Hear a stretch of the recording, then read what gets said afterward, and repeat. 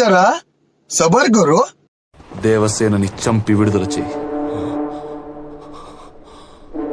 మరణాన్ని మించిన విడుదల ఏముంటుంది కట్టప్ప? వెళ్ళు. వద్దా? అయితే అనుభవించని. 25 ఏళ్లు కాదు, చచ్చేదాకా అనుభవించని.